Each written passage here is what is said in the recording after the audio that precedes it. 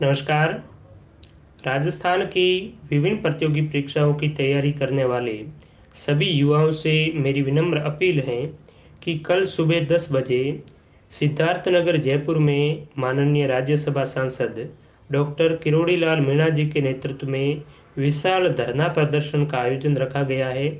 और इस प्रोटेस्ट का मुख्य उद्देश्य राजस्थान की विभिन्न प्रतियोगी परीक्षाओं में हो रही धांधली और भ्रष्टाचार को खत्म करके एक पारदर्शी तरीके से प्रतियोगी परीक्षाओं का आयोजन करवाना है, ताकि मेहनत करने वाले रियल स्टूडेंट्स ही प्रतियोगी परीक्षाओं में अपनी सहभागिता सुनिश्चित कर पाए।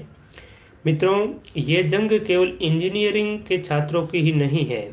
राजस्थान की विभिन्न प्रतियोगी परीक्षाओं में ऐसा ही हो रहा है। और यही सही समय है कि राजस्थान के सभी बेरोजगार युवा एक मंच पर आए। और हमें डॉक्टर साहब जैसे जुझारू नेता का नेतृत्व भी प्राप्त हुआ है, इसलिए इसमें जरा सी भी शिथिलता नहीं बरतनी चाहिए।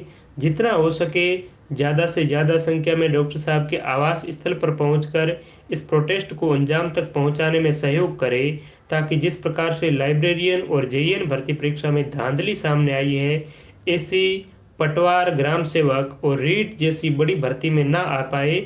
क्योंकि मित्रों, एक एग्ज़ाम रद्द होने के बाद दोबारा आयोजित करवाने में काफ़ी टाइम लग जाता है।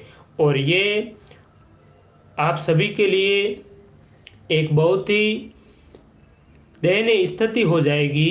क्योंकि मित्रों, 2017-18 के बाद में कोई भी भर्ती नहीं आई है। सबसे जो बड़ी भर्ती थी एलडीसी की थी पिछली बार 2017-18 में, ठीक है। उसके बाद में इस प्रकार से कोई बड़ी भर्ती नहीं आई है। और पटवार, ग्राम सेवक जैसी भर्तियों की बात करें, जेईएन जैसी, तो बीटेक वाले छात्रों के लिए क्या है आखिर, बेचारे इनके लिए ये इंजीनियरिंग वगैरह यही भर्तियां हैं। बाकी में तो ये इतना नहीं कर पाते हैं। पटवारी, ग्राम सेवक जैसी भर्ती में ये अपना परफॉर्मेंस भी अच्छे से नहीं कर पाते हैं। और ये जो इस प्रकार की भर्तियां हैं, ये 2, 4 या 5 साल में एक बार आती है। और जैसे ही ये इस प्रकार से भर्तियां आती है, तो ये ऐसे लोग हैं जो कि पेपर आउट कर देते हैं। और इन्हें जो अलग अलग विभाग बने हुए हैं, बोर्ड बने हुए हैं, चाहे कर्मचारी चयन बोर्ड ही क्यों ना हो, तो इसमें भी कुछ न कुछ तो गड़बड़ी अवश्य है। इसीलिए इस प्रकार से पेपर है वो लीक होते हैं बार बार। आपने देखा होगा कि 2019 के अंत में लाइब्रेरियन का एग्ज़ाम भी हुआ था, और उस एग्ज़ाम में भी पर्चा लीक हो गया। शुरुआत में तो इस बोर्ड ने भी माना नहीं, और उसके बाद में जांच हुई, उसके बाद में उन्होंने भी उसे स्वीकार किया और अंततः उन पेपर को रद्द किया। और बाद में ये पेपर हुआ। तो बाद में जब पेपर हुआ, उसमें ये तो तय नहीं है कि आउट हुआ नहीं हुआ, लेकिन उसकी कट ऑफ देखकर संदेह तो अवश्य होता है। और जेईएन की परीक्षा में तो स्पष्ट रूप से आपने देखा होगा कि स्क्रीनशॉट वगैरह जो वायरल हो रही है, वो स्पष्ट इसके सबूत हैं। लेकिन बोर्ड अध्यक्ष फिर भी मानने को तैयार नहीं है। हालांकि वो अलग बात है कि अभी उसकी जांच चल रही है, इन्वेस्टिगेशन होने के बाद में ही तस्वीर स्पष्ट होगी। लेकिन अगर हम समय रहते हुए नहीं चेत पाए, प्रोटेस्ट के माध्यम से सरकार तक अपनी बात को नहीं पहुंचा पाए, तो मित्रों, आगामी बड़ी बड़ी भर्तियां हैं, रीट है, पटवारी है, इसमें भी यही हाल होने वाला है। और पटवार भर्ती का तो आपको पता है कि अलग अलग शिफ्टों में होगी, 7 दिनों बाद एक भर्ती होगी जेईएन की तरह। और इसमें भी बड़े स्तर पर घोटाला हो सकता है। इसलिए यही सही समय है कि हम सभी एक ही मंच पर आए। और डॉक्टर साहब जैसे जुझारू नेता का नेतृत्व हमें प्राप्त हुआ है, तो इसे हमें बिल्कुल ही नहीं गंवाना चाहिए।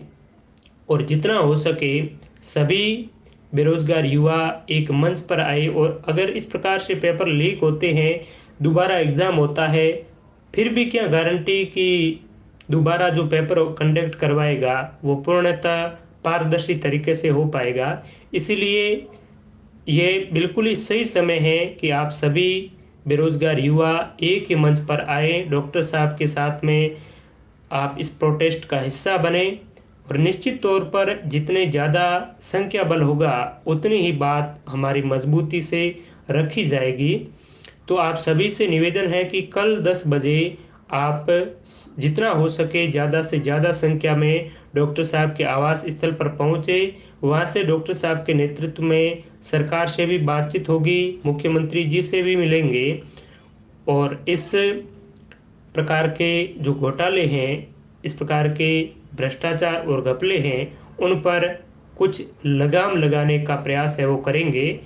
तो इस मैसेज को अपने और भी साथियों के साथ में आप ज़्यादा से ज़्यादा शेयर करें और जितना हो सके आप अपनी सहभागिता सुनिश्चित करें। आप सभी का बहुत बहुत धन्यवाद। मैं ओम प्रकाश बिश्नोई, ओम डिजिटल स्टडी।